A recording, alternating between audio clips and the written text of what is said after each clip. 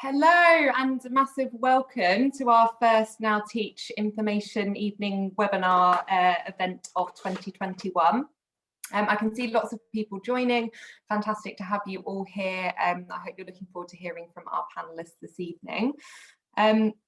We'll be running the session until probably between 7:15, 7:30 latest. And we're going to hear from a few different speakers this evening, including our wonderful Now Teachers, McCreary and Barry there, and our co-founder, Katie. And then I'm going to share a little bit about our recruitment process at the end and how to get involved in a career change to teaching. We are welcoming your questions this evening, so as our speakers are speaking, please do submit questions. We're going to pop a little slide up there to show you how to do that in the Q&A section. So that should appear on the screen shortly.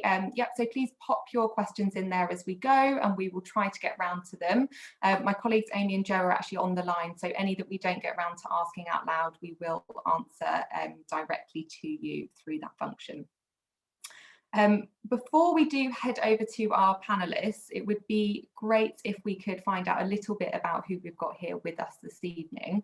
So there's going to be a couple of polls that will pop up on your screen. First, we're looking to know whether or not you had actively researched teacher training before hearing about Now Teach, or whether you've come straight to us.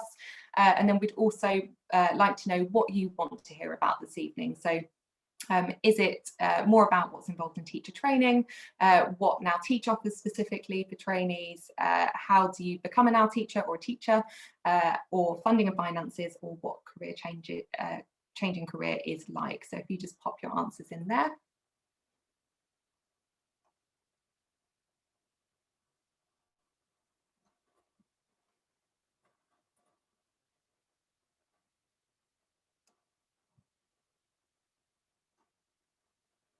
Fantastic, I'll just give that a few more seconds.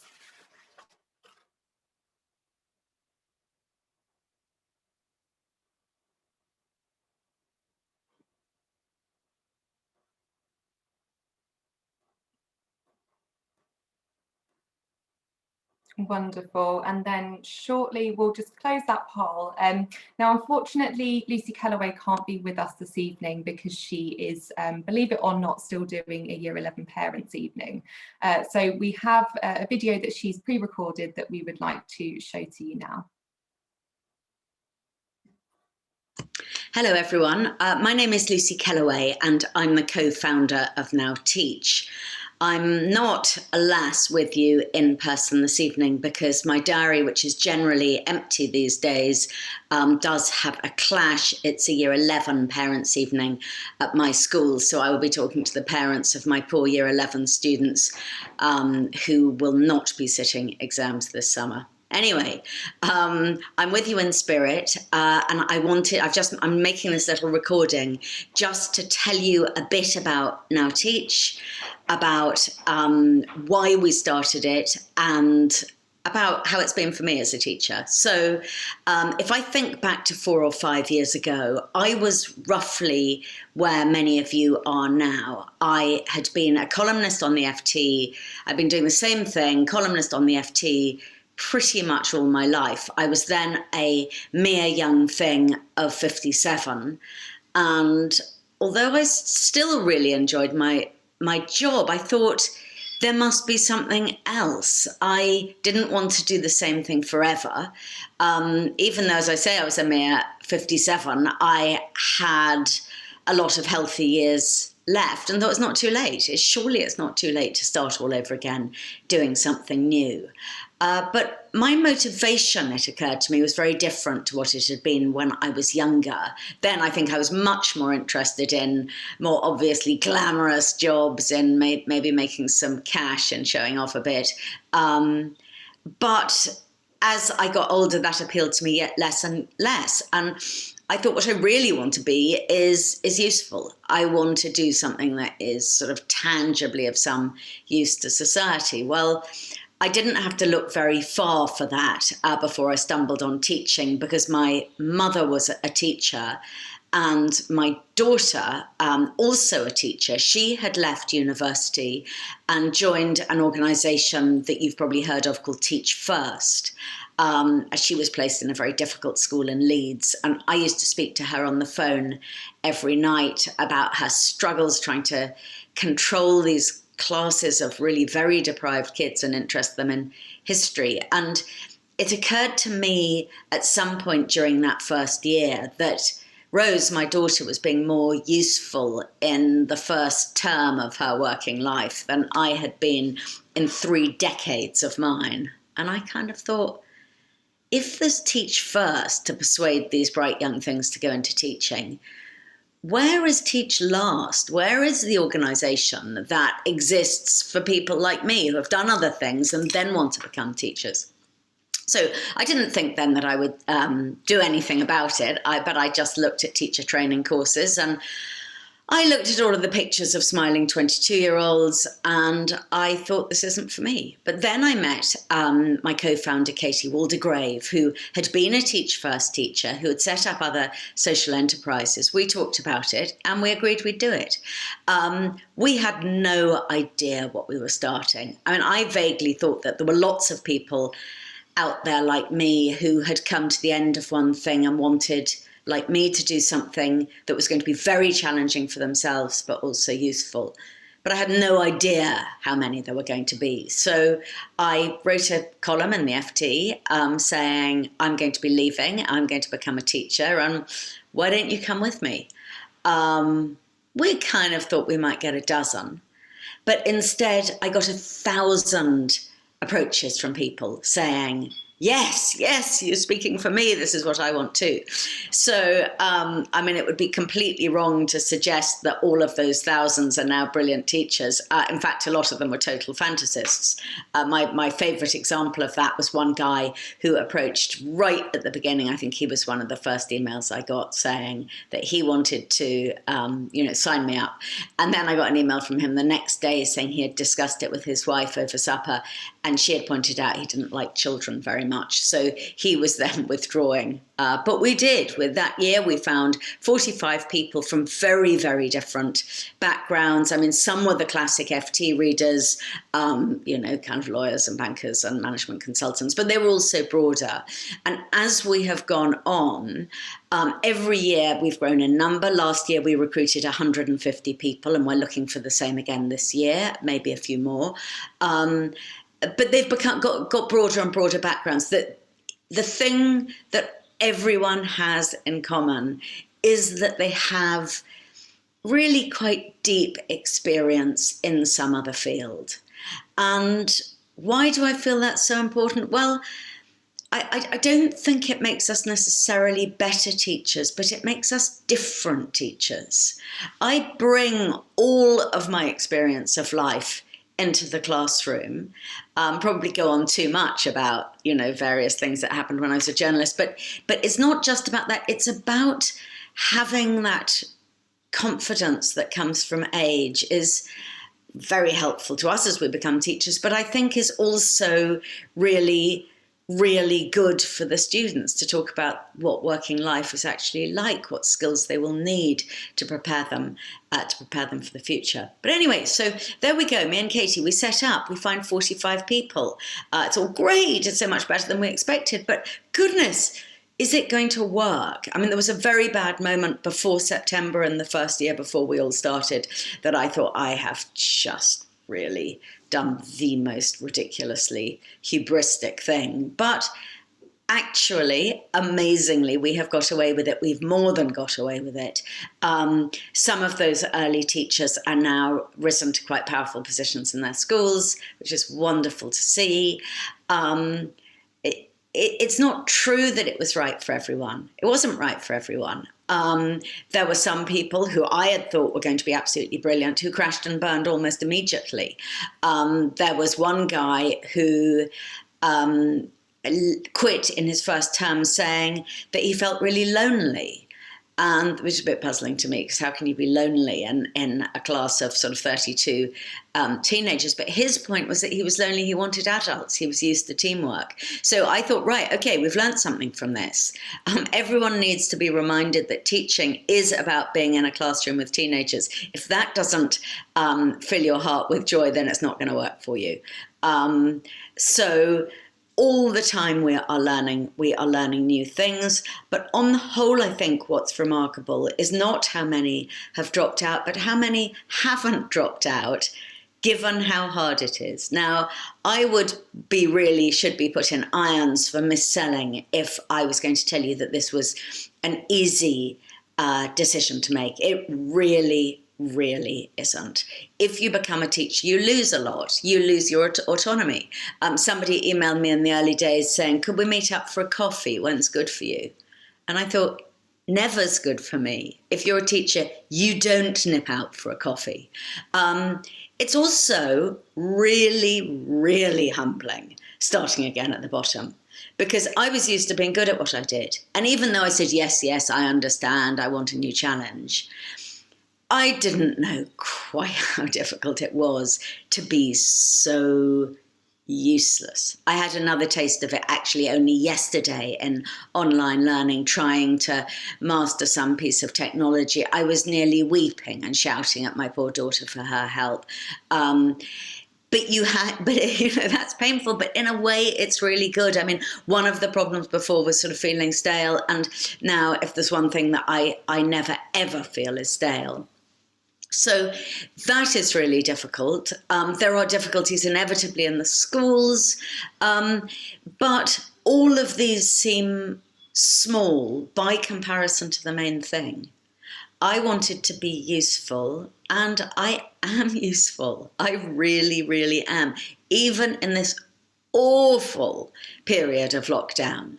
Every time I sent an encouraging email to a student, or I ring to try and get them to engage with their work a bit more, or just even say, how are you doing? Or all of those little contacts, those tiny contacts, they're not nothing. They really do add up to something. So when they even email back and say, thank you, miss, I kind of think, yep, it's enough. It really is enough. So what I hope is that some of you do decide that this big step is for you. I hope to see some of you at our famous Now Teach parties when we're back in a world where parties happen again.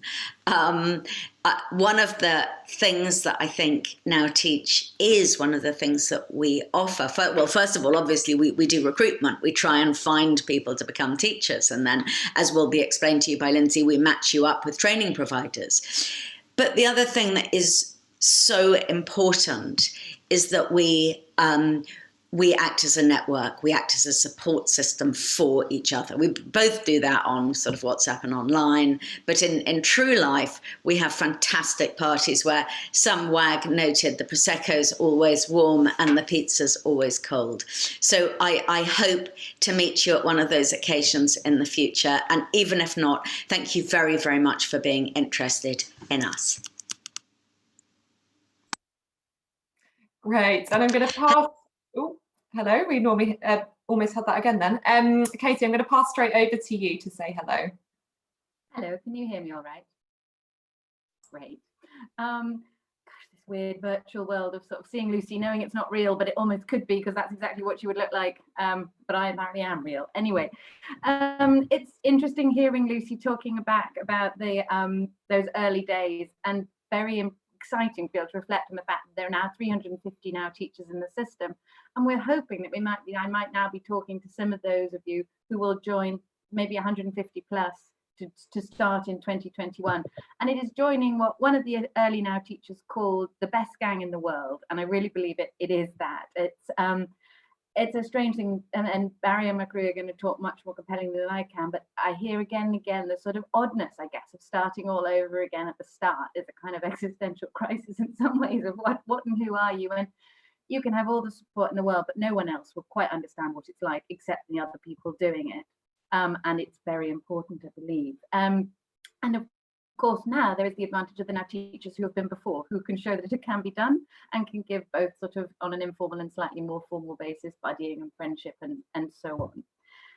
And then there is what we now have learned about how to support now teachers and continue to learn. But obviously many people's careers will look slightly different than had they gone into teaching at 23. And we want to support you figure out where your career is going, how to think about the future, which may not be straight into headship, as it were, if you were aspiring up to 23, it might look different.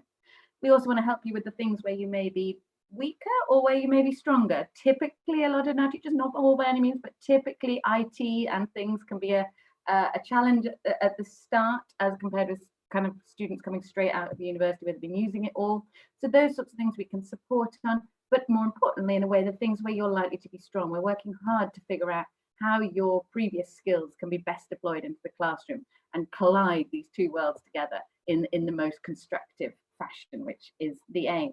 And we want to be with you for the long term to create this network that keeps growing. You know, there's lots of stuff we do, but really it is the Now Teacher movement that we want to be sort of seeding, I suppose. And it's incredibly exciting to see. I truly believe that 350 currently teaching more than the sum of each individual part, but that together it's something incredibly powerful to bring all sorts of knowledge into education, which is often sort of weirdly insular and in some ways hierarchical and stuff that needs because some good shaking could be done in a helpful fashion. And so I guess that's the big vision that we're asking you to join, to start, and it will be tough and it will be difficult, but that it feels to me now more than ever, while education is reinventing itself and schools are turning themselves literally inside out, to have more people in who've understood different ways of working around the world, who've been through periods of change and turbulence by definition. I think that the system needs you more than ever. And so I'm very grateful to you coming here and even considering this at this stage. So thank you. Thanks so much, Katie. I know you have to duck out to get back to parenting responsibilities, but we really appreciate you being here.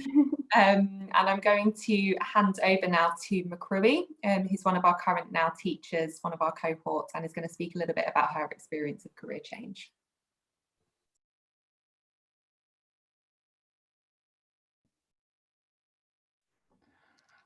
Good evening. I would say 2 years ago, I was in the position that you are in now. I had my career. I'd spent 16 years as a lawyer, the last 12 abroad in France, the UK, and Germany. And although I'd become quite experienced in my field, I'd frankly grown a little bit bored of it. Now, I was very fortunate in a sense. I had done legal volunteer work throughout the entire time.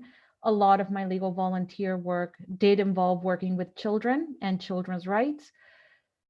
But what that work had shown me when I was sort of hitting this middle age, I wouldn't call it a crisis, but a middle age thinking through of my life, I knew I wanted to do something that felt important and meaningful. And I liked the idea of working with children, but I also knew from my volunteer experience that I wanted something a little bit more cheerful than when you're dealing with children who are having legal problems. And I started thinking, and it was something I thought about off and on for 10 years before that, about getting into teaching. Luckily, I had a friend who had read Lucy's Financial Times columns years before, and she suggested, oh, there's this organization called Now Teach. So got in touch with Now Teach, and here I am. I'm now a first-year teacher, so I'm in what they call an NQT, and I teach Spanish in South London. Obviously, it was a big change going from something like law and particularly international litigation, which by definition is quite different from education. Whereas education, you're working a lot more in your community. In my job, I was actually traveling a lot, and my family was in equal parts supportive, but also sometimes worried. My children actually do now love the fact that I don't travel anymore and that I'm around for the holidays. So their school holidays, they don't have to go to a camp or anything of that sort, which they actually rather enjoy. That said, they do think it's pretty uncool that they have a mom who's a teacher, but that's probably because they're still relatively young. And I think my husband at one point was a little bit concerned that I was hitting a midlife crisis, that as I still joke to him, at least I didn't leave him for a younger woman. So, or buy a sports car. And so in a sense, even if it is a midlife crisis, if you're doing something good with your life, you really can't go wrong. And interestingly, though, I think as the people around me have seen, though, how I've changed in the last few years and sort of how much happier I am, they're now fully supportive, to the extent that my own husband is now looking at becoming a teacher himself. So in this sense, I think it's been definitely a very, very positive change. And I would say a huge part of that positivity is the fact that I was a part of Now Teach. I was really, really fortunate that I was in a school that had a Now Teach teacher, and I also co-taught with her because she was the French teacher at my training school. I trained with Barry, so we were at the same school, and it was great to have someone going through the same exact thing, pretty much at the same exact moments, in the same place. To this day, I still talk a lot with some of my fellow foreign languages Now Teach teachers. We've met up back when it was still possible to meet up. And it's just really nice to know that there's other people going through the same things. And particularly because education is such a young field. I mean, the head of my department just turned 30 a couple of months ago. It can sometimes feel like you might not have that much in common with your coworkers, no matter how wonderful and supportive and dedicated they are. So it's been really nice to be with people basically at similar life stages.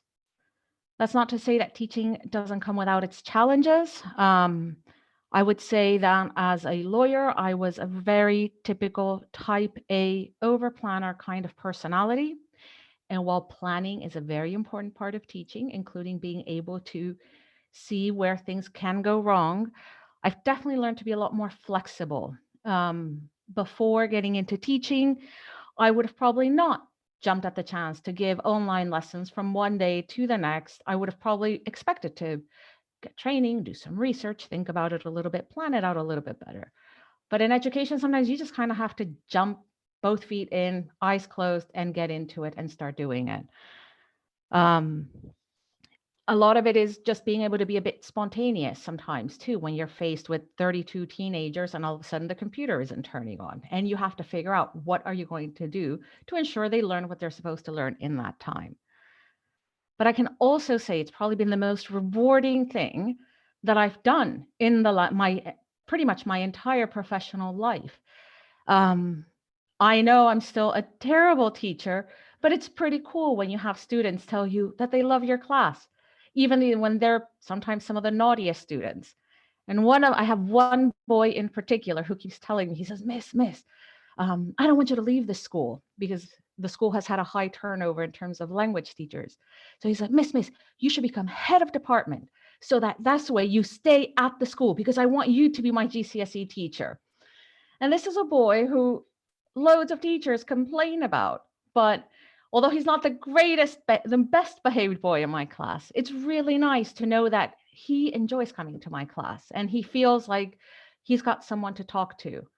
And in other ways, for example, my year 10 students, when we were doing a sort of European Day of Languages activities, I was actually able to really credibly tell them, it's important to study languages. It will take you abroad. This is my experience. So I think that combination of being able to work with children who are actually young and passionate themselves, they see so much change being possible, and in a very positive atmosphere, I think has probably been one of the most rewarding things, I've ever done professionally. Thanks so much, Macrury. I'm going to hand over to Barry to share a bit about your experience. You're still on mute, Barry, sorry.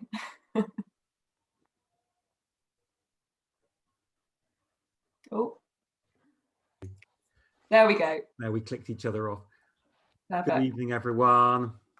That's classic, isn't it? You know, been teaching all day, still making basic mistakes like that. Getting older and less fluent on IT is one of the most frustrating aspects. Okay, bit about me. I'm Barry.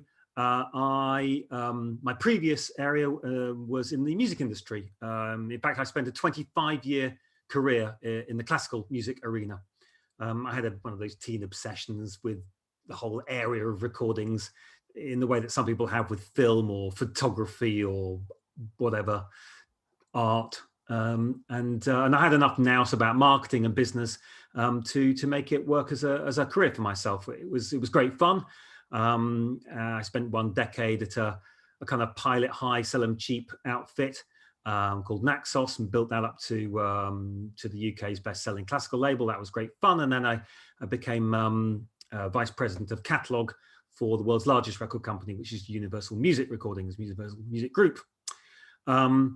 Anyway, for whatever reason, about 24 months ago, the scales suddenly seemed to fall from my eyes. All that had been fun previously seemed suddenly to become a chore. I just couldn't quite imagine having much fun dreaming up a playlist every day and faking a birthday for Vivaldi or whoever to try and persuade folks to listen to the Four Seasons one more time. And there were just other things that suddenly seemed much more important in our divided society. And then, perhaps as some of you have done, I saw Lucy Kelloway's TED talk, and every word seemed to just chime with me. The sudden disenchantment with my current career, its indulgence in a society of such divide, the chance of a second career doing something genuinely meaningful and useful, the enormous challenge of it all, the chance to spend time with young people and the next generation, the chance to spend time with texts that I loved. I'm an English teacher. So I bade farewell to my oral sweet shop, for want of a better word, of classical recordings, and headed off into the blue yonder.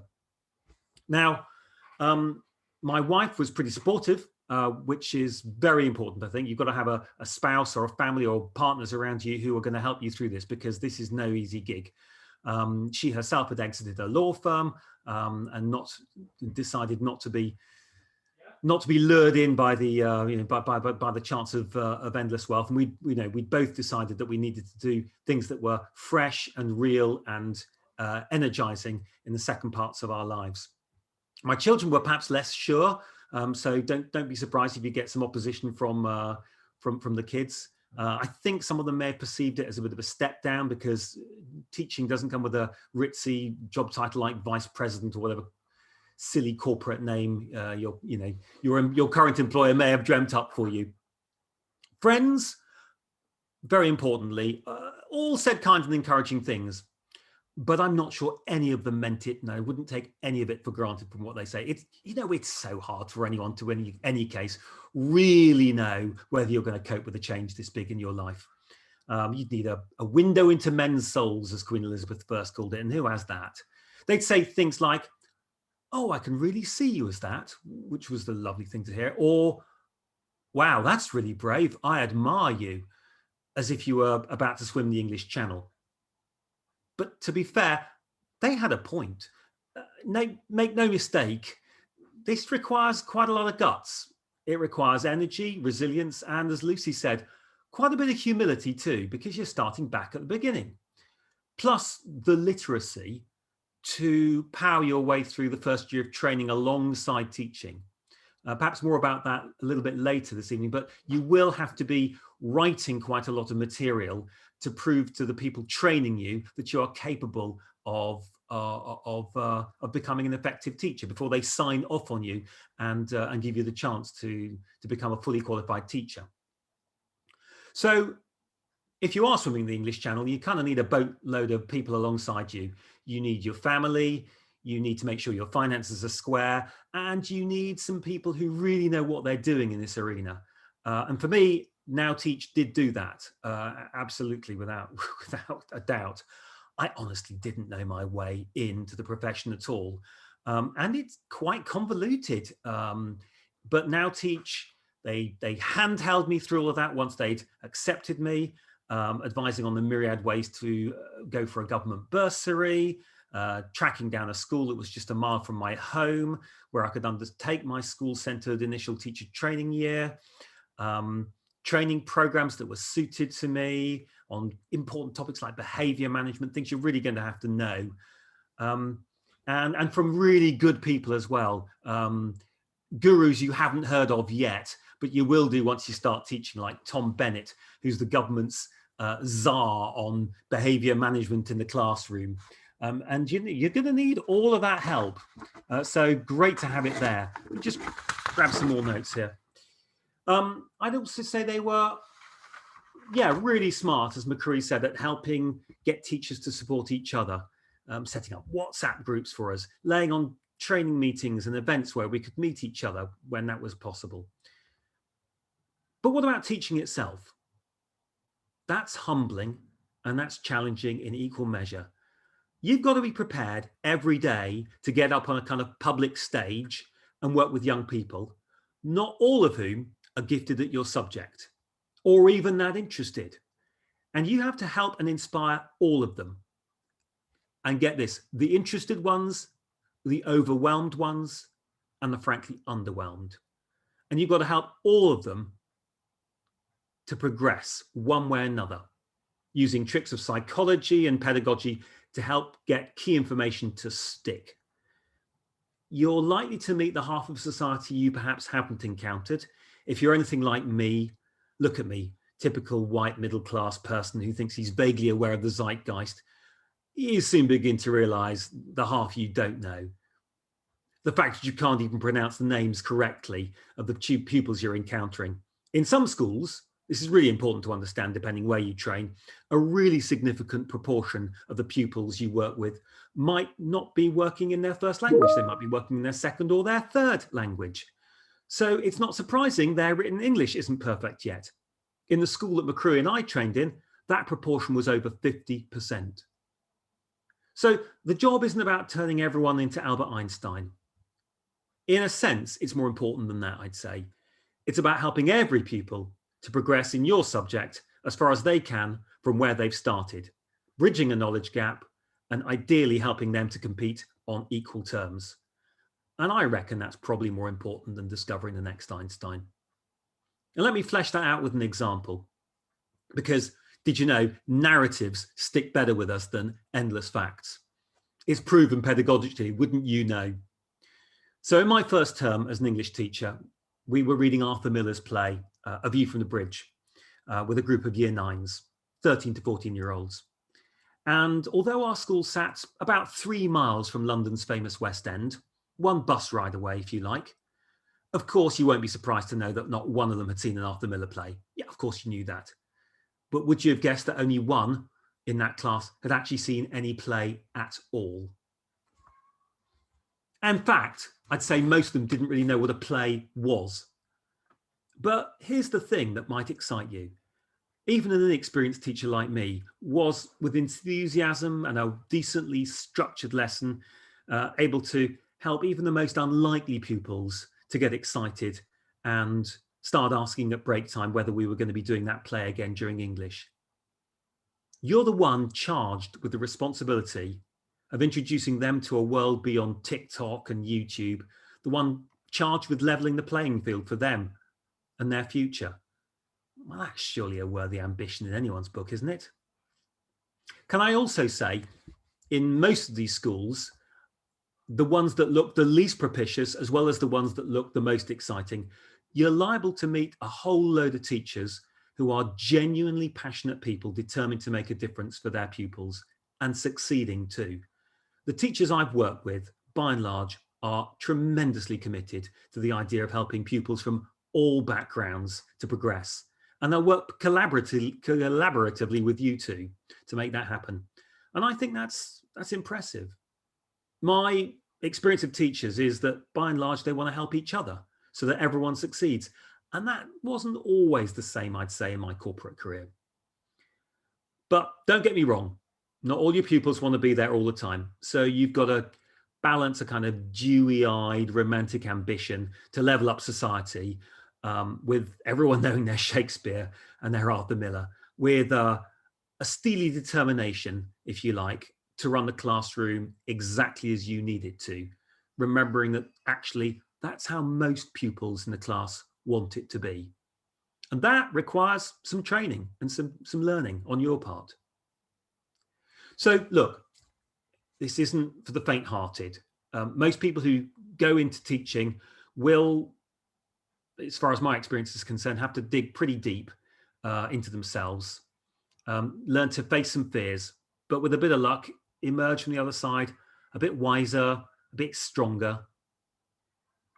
I don't know whether anyone on this call has read The Hobbit. Oddly, I hadn't done so until I started teaching.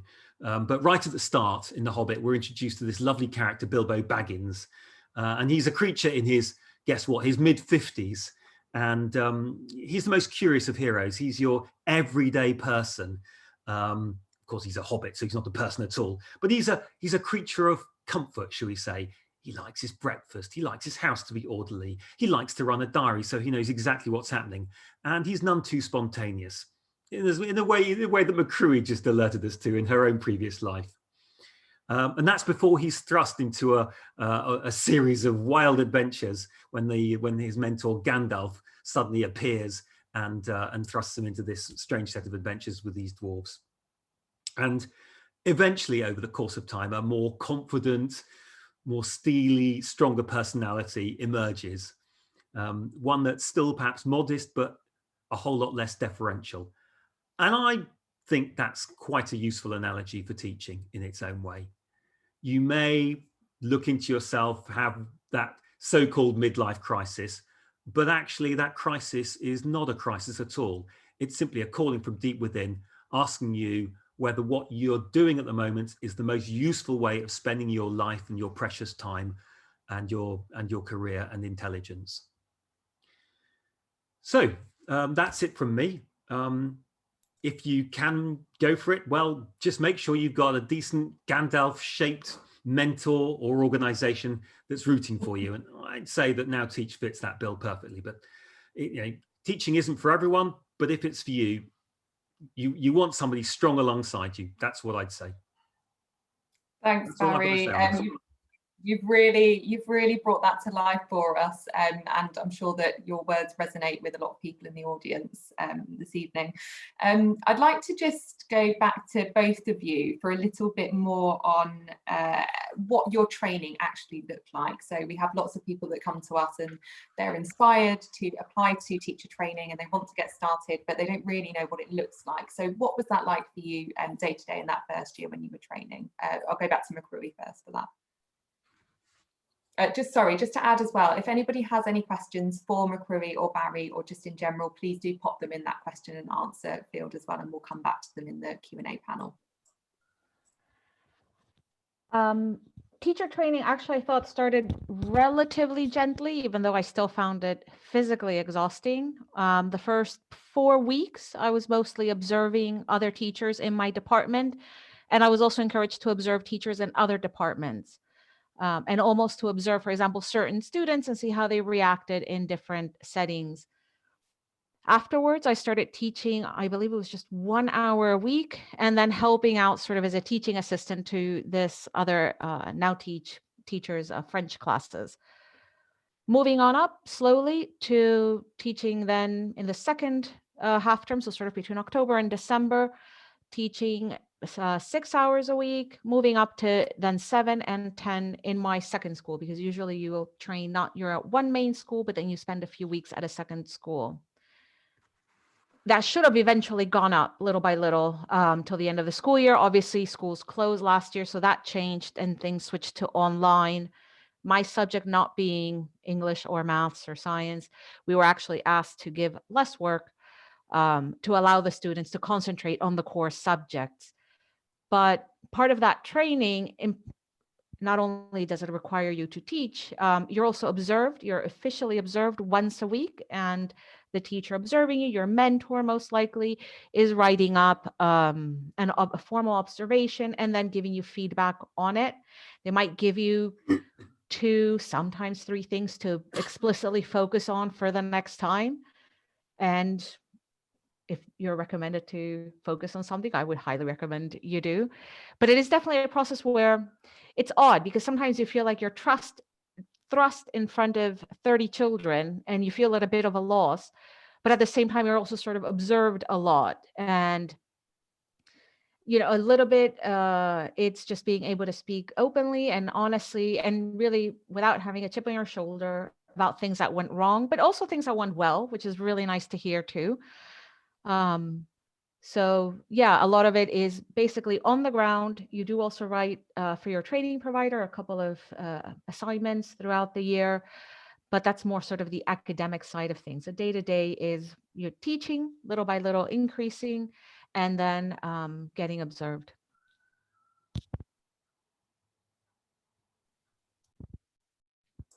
Sorry, I didn't unmute there. How was it for you, Barry? Was there anything else that you would add to that? I know that you had very similar training experiences. Oh, you're muted again, sorry. We did have quite similar training experiences. And you should know, all of you, that every training is slightly different, but McCrew and I did, I mean, it couldn't have been more similar. So it's called School-Centered Initial Teacher Training, SCIT, get used to the world of endless anagrams. So your basic workplace, unpaid, is a school that's willing to train you. When I say it's unpaid, you might get a government bursary, but your school isn't funding that. The government's funding that directly.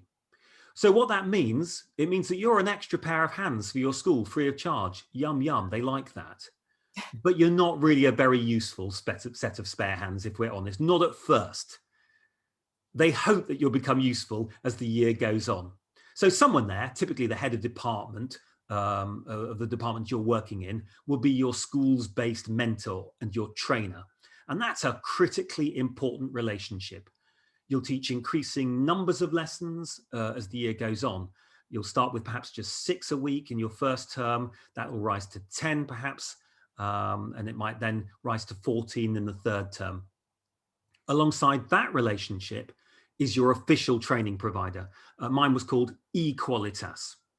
And they'll provide several full days of training and assign you a mentor trainer within their organization. So you've got the schools-based trainer and the eQualitas trainer as well.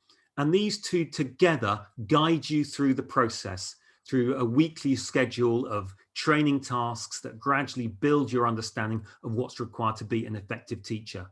You'll learn about something called the 8 teacher standards, and your job will be to prove and to evidence that you understand them and can effect those 8 teacher standards as a teacher in the classroom, in the school, in practice.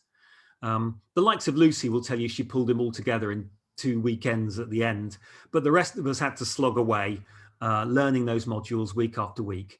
And McCrew and I both remember that they were not that easy to figure out at the time, but looking back, they were jolly important and they made a huge difference to how well you performed in the classroom. They taught you the nuts and bolts of pedagogy. As if that wasn't already enough to grasp, you'll probably also have a strange thing called a secondary placement, where for 6 weeks, you'd be in a contrasting school, a completely different school, out of your comfort zone that you've got used to in your current school and just thrown in at the deep end. And it's a really bold idea, that, because it gives trainee teachers a richer, broader experience. Mine was in East London, a high-performing all-girls state school in Whitechapel. And I'll never forget sitting outside that school on a wet, rainy February, thinking that in a few minutes' time, I was going to go in and I was going to be teaching 20 periods a week in a school where I knew nearly no one other than the few teachers I'd met, obviously didn't know the pupils, didn't know some of the texts very well that I was going to be teaching, or certainly hadn't taught them before at any rate. New tech around you, a talk about throwing you in at the deep end. So yeah, quite a challenge. But you know what? When you come out the other side of that, and you know, the thing is, you do cope. You think you won't, but you do.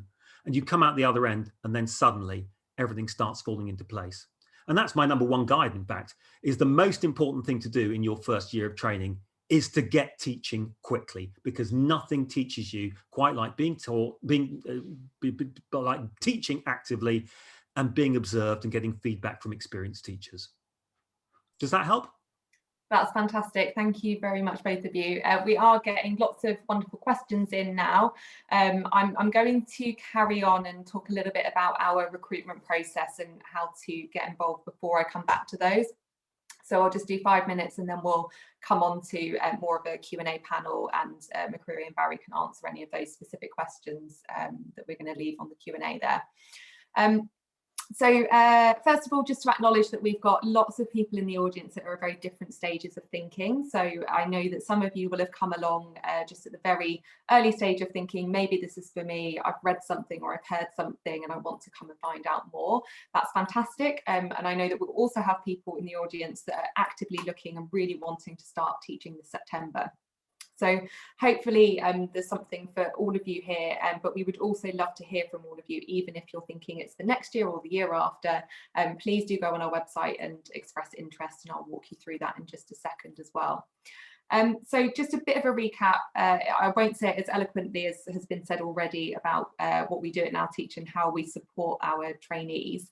But just to clarify from the off, because I know we're having a few questions through that, we are not a training provider at Now Teach. So we don't run a teacher training program ourselves.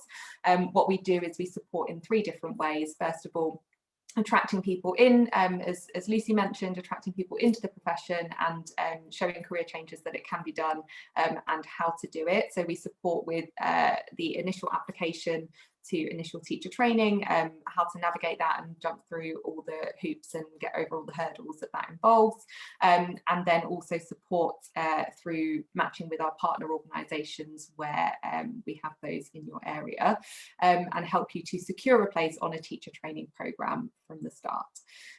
Then from September, we have a programme team that supports while you train, and that's been described quite nicely by McCree, Barry and Lucy there. So there's lots of different sort of complementary things over and above your training with your provider. So we run events, we have speakers, we run special sessions on things like behaviour management and assessment and learning and the bits that career changers can find particularly challenging. But then also you're part of that big network of career changers that's been mentioned a few times, 350 plus and hopefully 500 from this coming September. So just moving on to how you can get involved if you haven't already. So there's a nice shiny blue apply now button on the website. So as seen on that slide, you can click on there and express your interest to Now Teach. That's not signing your life away or committing to anything. It's just saying that you are interested, and then we can follow up once we've got your details and talk you through the next steps, whether that's for now or, as I say, later down the line. That initial part of the application is an eligibility check, so it will check on some of the requirements to enter teacher training, and then there's a further application form that just asks for a little bit more in terms of a statement on your motivation and your career background and history, and then we will screen your application, invite to a video interview. So very convenient with the current lockdown situation, we're doing video interviews on Zoom, and that will be with one of our teams to talk more about that motivation and a few of the other competencies that are essential for going through to teacher training. And then we'll support you through, as I've mentioned, and recommend a training route, and talk to you about the different training providers and facilitate you going on to the next stage, interviewing and securing your place for from September to train. And we do lots of interview prep as well, and supporting through that stage with providers and schools. So moving on to the next slide, please. So there's a few common questions that pop up. I don't want to talk endlessly, and we'll wait to see what questions come in, and I can cover a few different areas. But some of the common questions that come up, there's kind of top 3 that I'm going to cover just now. The first is about the different training routes.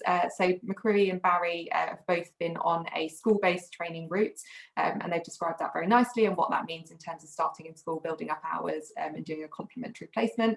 There is also a university-based route, and that is starting from a university setting and then going into 2 different placements within 2 different schools. A little bit less control over which schools you're going to in the university setting, but there's a few kind of pros and cons that we can walk you through if you're wondering which to do, but both essentially include 120 days in school, or remote learning as it might be with the COVID situation, but there's some differences. They're not vast, and it might be down to kind of what's available in your area and your preferred kind of method of learning, and then there are 2 qualifications that are associated with teacher training, and they're not different in terms of school-based or university-based.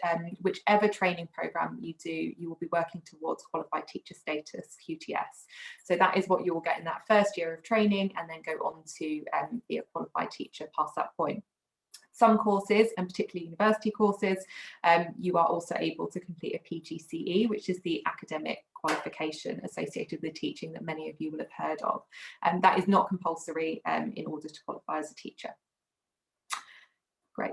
And the second question that we frequently get is around eligibility, and there are some government criteria around that. So you do have to have a maths and English GCSE at C or above, or grade 4 and above as it is currently, and also an undergraduate degree. So that is not now teach criteria, but government criteria that you must have. And there are ways that you can gain equivalencies if you don't have those.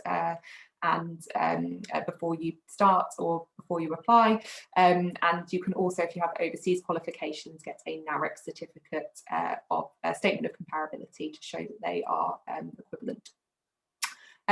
In terms of your subject choice, there might be specific kind of eligibility criteria for the training provider around having either an honours degree, A-level, or specific experience in your subject area, but that will be variable depending on the training provider. And again, we can support with that.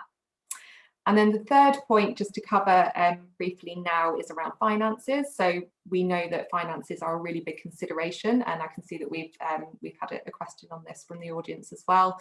There are some tax-free government bursaries available. Unfortunately, this year there has been some cuts to those. So currently there is support. The highest support is for chemistry and computing, maths, physics, classics, languages, and then some support in languages and biology, but the amounts vary slightly. For other subjects there isn't a government bursary, but for all subjects there are student loans available to pay for the tuition fee element, and then there are also maintenance loans on offer for living costs as well. And then of course when you go into your second year, that's just for the first year, going into your second year you go onto the teacher pay scale, so you can be earning sort of 25,000 upwards for outside London, 30 upwards for inner London. Great, so those are some of the key things. Just another few kind of points to add. So where we're working currently, so we're accepting applications across the West Midlands, across the east of England, including East Anglia, and then also across London and surrounding areas, and the south and southeast. And I can see that we have a question about subject areas. We do support applications for all subjects. And so if you don't see your subject on the application, feel free to put a different one in, then we can discuss it as that comes through, but we can support for all subjects at secondary level particularly, so we don't support for primary currently. Great, so I think that's all of the main points for me on application process and Now Teach. So what I will do is I will just open out to any questions. I think we're going to take the slides down so we can see people's faces, and then if I can get Barry and McCreary to sort of unmute as we have questions coming through. So actually there was one directly for Barry there from Fiona, that you mentioned about the amount of written work required through the training. So we wonder if you could just flesh that out a little bit more, please. Yeah, certainly.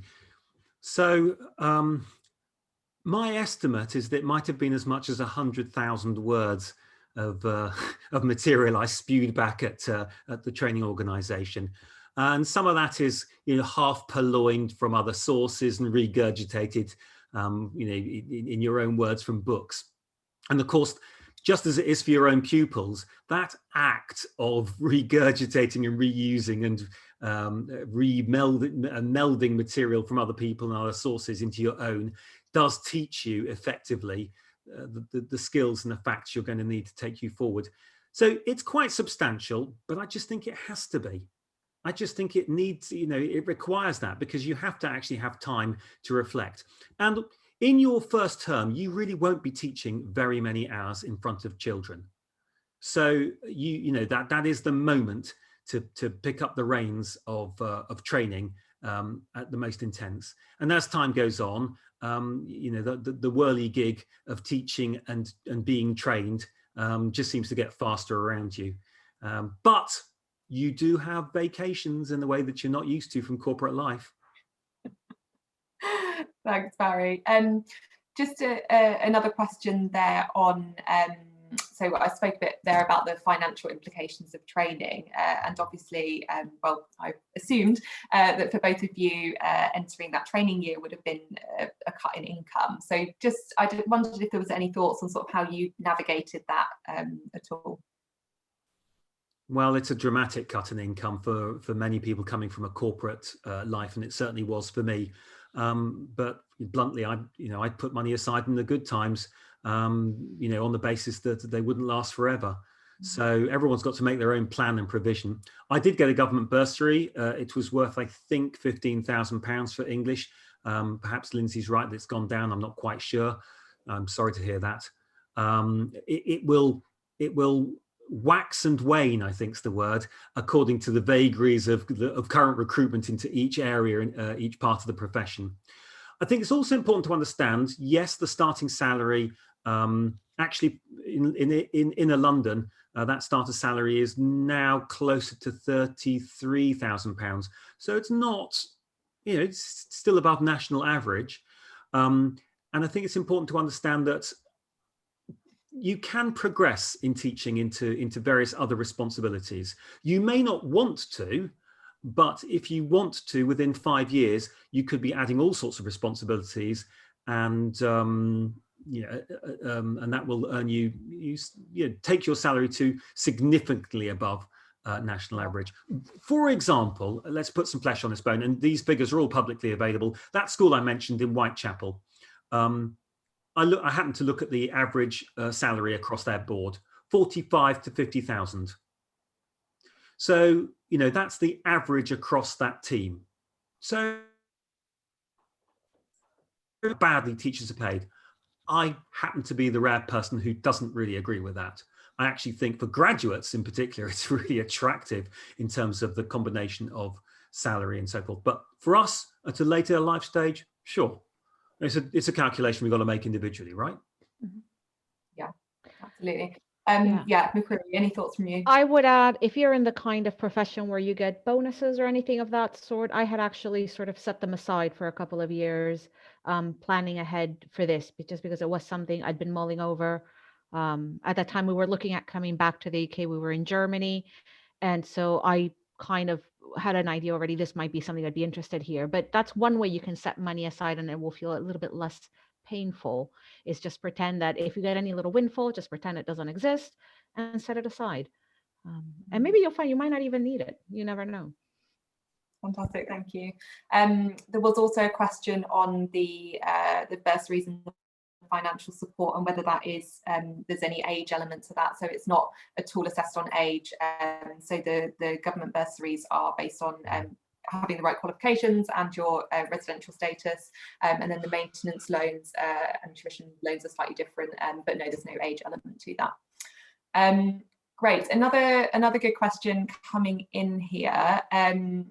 First of all, there's a note to say thank you very much, both of you, for taking us through your personal journey. So the audience are finding this very, very useful. Thank you very much, and well-structured insight. So thank you. Angela would like to know, other than the subject training that you get, what's the training like around managing the classroom? I know that this is a topic that lots of people are quite anxious about, particularly in terms of behaviour management and how to kind of sort of manage a class of 30-odd students. So what's the training like in terms of that? I would say a lot of that is basically on-the-job kind of training. And it really will depend on what kind of a school or mentor you end up with. At my main training school, I was pretty much just chucked into it, except for when I was observed. So it was a bit of trial by fire, although I wasn't teaching that many hours. At my second school placement, what I've heard is a more typical experience is that I always had my mentor with me. So that actually took away a lot of the behavior element because the students knew she was there and would behave for her. Which actually served me in good stead because it allowed me to polish up my teaching skills, as I didn't have to worry quite so much about behavior. So a lot of it is learning by doing. There's loads of different theories and ideas on how to manage behavior. Different schools will also have different philosophical approaches. So it's really just learning what you get on best with and what works for you in the classroom. Yeah, absolutely. It's definitely something that is covered across all training programs as well, and you're not just left to be in the deep end. Fantastic. So we've got a few questions coming through. I think that Barry has just dropped off, so hopefully will rejoin us any moment now. Great. So age limit to training. So no, there's no age limit to training. We accept applications from all ages, but obviously at Now Teach we are more focused on experienced individuals and career changes. So we tend to find that that our applicants and the people that join our cohort are have often had sort of 10+ years of experience in another field, in another sector, more commonly sort of 20 to 30 years sort of upwards of previous career experience. So there's no age limit, but we love to hear from people from all different industries and sectors that are looking to make a career change specifically. So question around specific examples, McCrewy, of things that went wrong in class and how you managed that. So I don't know if you've got any examples of times that it went a little bit wrong. Oh my, oh, so many. I have been in situations where I've lost control of the class completely. And one good thing about teaching and working with young people is that the next lesson is a brand new day. And it's crazy because you might feel things really deeply. They've forgotten about it, I think, by the time class is over. So there is always that chance to start anew. And little things like sometimes you think you've got this great explanation for what might be a tricky concept, and then it falls completely flat and you realize, oh, they have not understood a single thing. It's especially illuminating when you're sometimes marking exams, so assessments, and you think, oh, I taught this to them, they've got it all wrong. But that's just, again, it's a learning experience, and you use that to inform your planning going forward. The beauty of it, actually, I'm at a point now where there are some subjects I've taught twice before. So in a sense, I've got my spiel down for that one. And those tend to go much better. So it's very encouraging to know that just a little bit of experience, you're already learning so much more. Great. Welcome back, Barry. I think you dropped off. I dropped. There. It's clearly your computer's decided that you've had enough of a video call today after all that remote teaching. So thanks for rejoining us. We were just talking. Nicola had a question about when things went wrong. Specific examples of when something's gone wrong in class and how you've managed it. Ooh. Well, you tend to wipe such experiences from your hard drive all too quickly, don't you, McCrewy? And let's have a think. Well, the things that go wrong typically are technical based. So something doesn't work with the whiteboard for some reason or other. The whiteboard on which every lesson depends suddenly doesn't want to work with you. The YouTube video that you planned doesn't want to work with you. That video you carefully embedded into a PowerPoint won't play. Actually, some of that's probably familiar from corporate life. But much more difficult to manage are those issues around children, when children want to disturb things and when they're not settled. And you can find that you're just losing a class bit by bit with students who are non-collaborative. And then you'll depend to some extent on the strength of your supporting organization of your school. Do they have a team who will help remove a student who is being disruptive and stopping the flow of the lesson? Do they have proper systems to support their teachers in place? That's the stuff that unfortunately never quite comes out at interview, but which you have to just find out about the rough way. And I think McCrewy and I would both say that the weakness of our previous schools was that it didn't quite have enough of those systems in place. It meant well, but it wasn't always strong enough in practice at removing a student quickly that was being disruptive, and that could send a whole lesson spiraling down, sadly. But my current school, much better, far better systems in altogether. Pupils probably know better as people or personalities, but you do start to understand that training in behavior is a school subject in itself, that pupils have to be taught to behave in lessons. just as they have to be taught how to construct a sentence properly in English, or taught the skills of literature or French. And that, you know, teachers have to work together jointly to teach that skill of how to behave properly in a classroom setting. So it's not surprising if you come from a different place that you're not going to have known that. Absolutely. We've had a question about whether we have found more success with some subjects than others in people making the transition to teaching. So a bit of a tricky one to answer, but so as I've mentioned, we accept applications for all subjects. In our last cohort, we found that about, I think it was about 45 to 50% of our candidates or our cohort members are teaching STEM subjects, so sciences and maths, which are shortage subjects, but we are particularly focused on increasing those numbers of applications and getting as many people in for those shortage subjects as possible, as we're funded by the Department for Education to work on that, really, although we support others in different subject areas. And we do find that we have an increasing number of applications to teach maths. Lots of people coming from different sectors where they've got great maths qualifications and perhaps worked in finance previously, etc. So maths is always our highest number of applications, and then lots for business studies, and then lots for English. It's a very popular subject as well. So Paul has a question. So Paul would love to be taught English and Spanish in your classes, so perhaps he can sign up for some private tuition.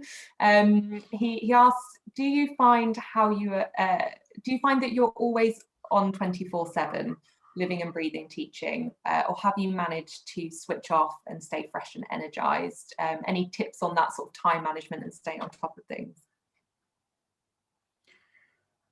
I'm not sure I'm the best person to ask, because I tend to just dig deep and throw myself into whatever I'm doing in a quite energetic way. But the structure of your day is different from that in corporate life. In that every morning at 6 a.m. during a standard, when we're teaching face to face, at 6 a.m. the alarm goes off and I'm in school at 7:15.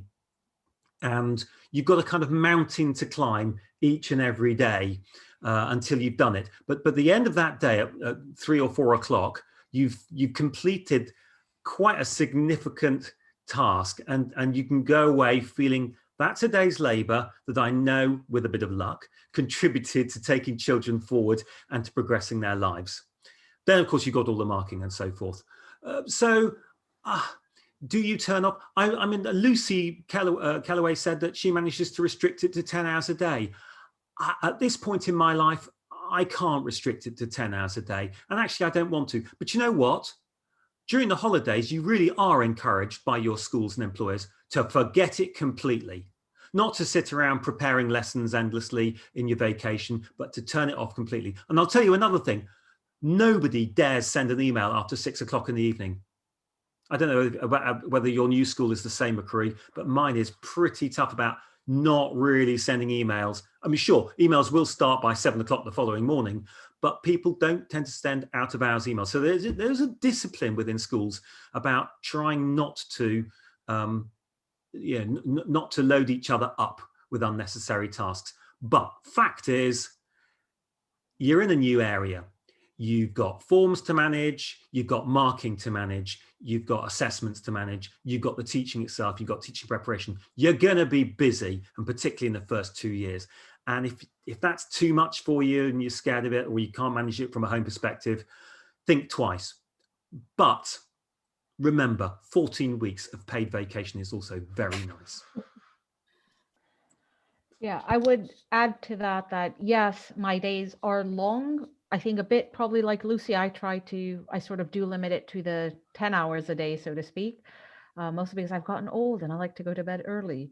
But I've also found certain things like planning goes much, much faster now. I've also landed in a school that their whole goal is to create a bank of centralized resources this year, so that next year we don't have to plan quite as much, which is really nice. And at the same time, a bit off of the, Barry's comment about the paid holidays, I definitely don't work as much as when I was a lawyer. So I've never really had to, been expected to do anything on holidays. Whereas at my former law firms, we had methods for claiming back holiday days when you were working over a certain amount of hours during vacation. It is just different. Obviously, the pay isn't the same, but it isn't quite it's extremely demanding for the kind of job it is, but you can switch off. I find actually the biggest moment of nervousness sometimes might be that Sunday evening before class starts again after the holidays, where I feel like, oh, did I get rusty over these 2 weeks? But other than that, once you're in the groove, I don't think I've ever switched off quite as much and really felt like my weekends are really long. That's a really good point McCreary makes. There is a collywobble moment, bluntly, perhaps for us less experienced teachers, but I've spoken to more experienced teachers who say, no, we still get that. Before you start doing it on the Monday morning before or the Sunday night before, will I be good enough? What will happen? Will I be okay? But you know what? You get in there, and if you've done your preparation reasonably well, you get into a groove and suddenly you can do it again. And it's a good feeling. The pupils are looking at you and they're understanding and they're writing. Routines, that's the other thing you've got to understand. Routines really matter. They don't matter so much in corporate life, but my goodness, in a classroom setting, about that second minute in, we're on the starters, and we're always on the starters in every lesson, in every class, because everyone knows what a starter is in a school. Every pupil understands your starter is your first 5-minute activity, and you get that right, and then you move on to certain other things, and they know their way around a routine. The pupils really like that. So, yeah. Great, thank you. A question that I'd like to ask you next is around the pastoral side of the role. So Louisa asks, are you also form tutors? And can you tell us a little bit about the pastoral side and getting to know particular students well, which I know is a very important side of teaching. McCreary, do you want to take that one first? Yes, I actually don't have a form because the head of my department thinks it's kind of a lot of extra work piled onto the first year, first formal year of teaching. But in a sense, because of COVID, my school isn't doing forms the way they regularly do. So Monday mornings, I do have a year 7 class, and Thursday mornings, I've got my normal year 10s for morning registration. And they're the ones that I speak to about things like careers, general GCSE issues. Sometimes I have to actually guide them through other subjects that they're meant to be studying on. There's definitely, no matter, for example, in my case, I don't have a form, but I feel like I've got students with whom I do have a close relationship, and some of them a closer relationship than others.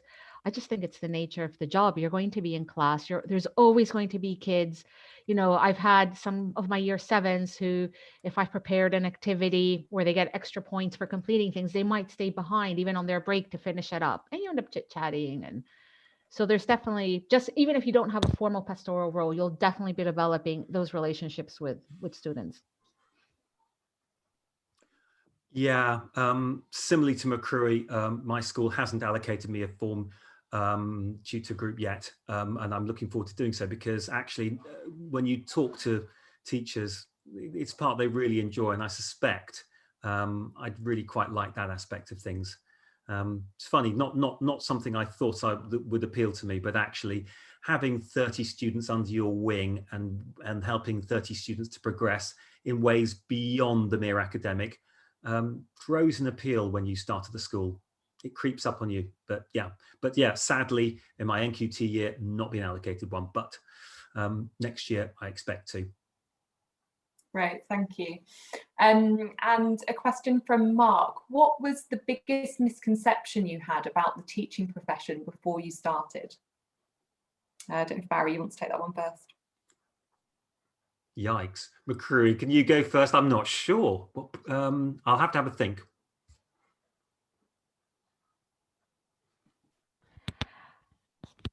For some things, I think I was relatively clear-eyed going into teaching, because when I started to explore this process back before COVID times, obviously, I had the good luck to volunteer at a school. And I originally took 2 weeks off work and I volunteered straight up for 2 weeks. And then I was quite bored at my job, and I knew I could do the work. At that point, I was working from home, as my company is only Europe-based employee.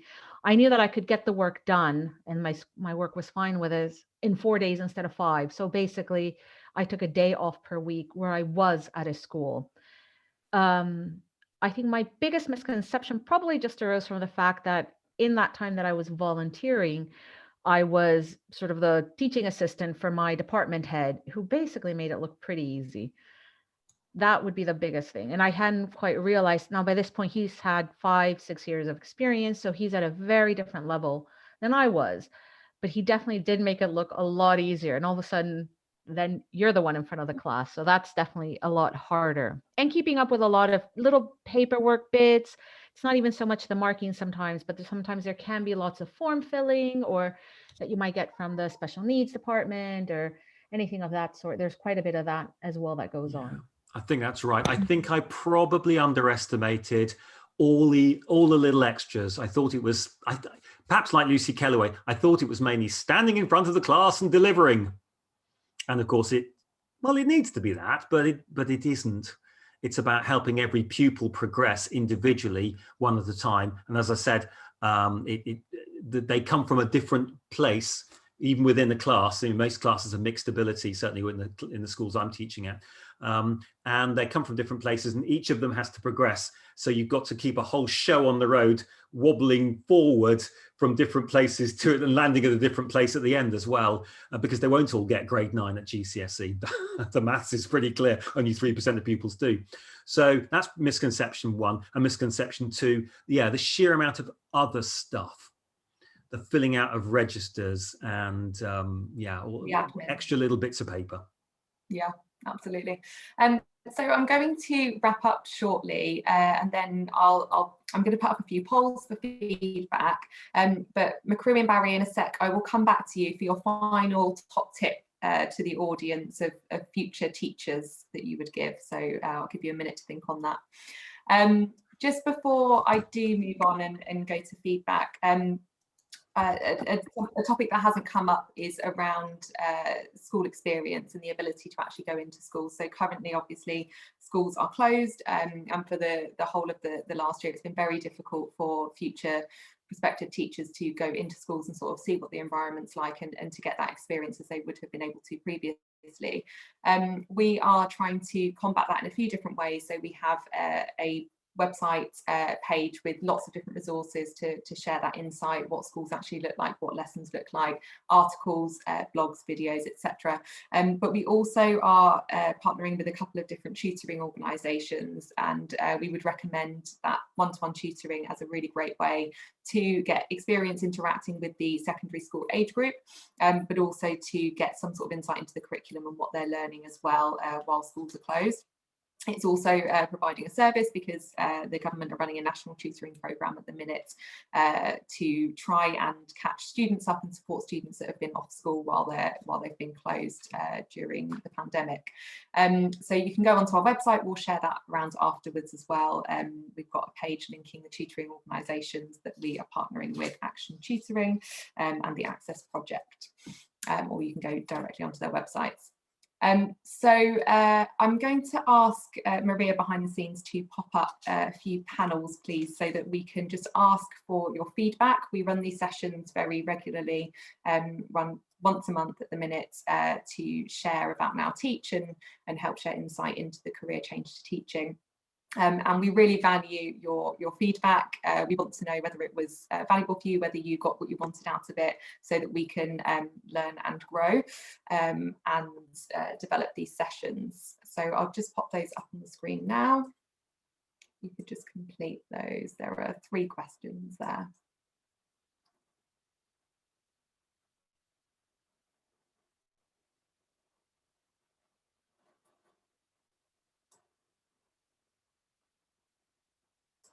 Anyone who has popped a question through, hasn't had it answered, or is wanting to speak with us a little bit more, please do reach out. As I said, if you submit your details online, we'll get in touch directly, but you're also welcome to just email us and arrange time to have a chat on the phone.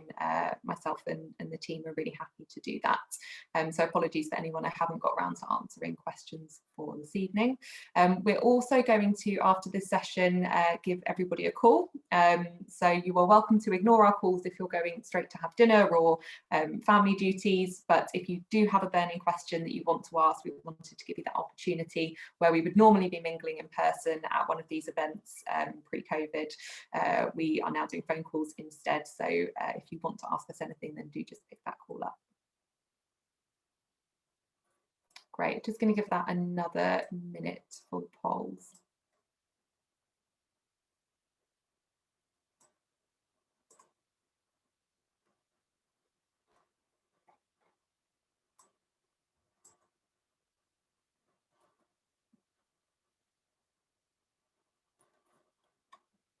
Wonderful, thank you very much. I'll leave that on there for just a second and go back to McCreary and Barry to say a massive thank you for being here this evening.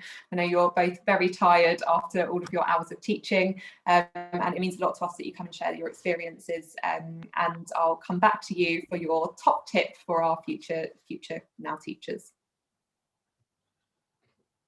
McCreary, do you want to go first? Okay. I would say it's a learning process. You're teaching students, but at the same time, you're learning as well. No one, and I think one of the hard things coming from many years of work experience is you're used to knowing things, and you're used to when somebody asks you something or points something out, being able to actually know how to fix things or how to address them. In a sense, the beauty of being a trainee is nobody really expects that much from you. So oftentimes you'll probably be harder on yourself than other people will be on you. I think that one of the few things that kept me going was having the other now teacher at my school remind me of that. And yeah, sort of just approach it as a learning experience for you as well. Fantastic, thank you. And Barry, your final words of wisdom. This is not nobody should. This is not something to sell to people, is it?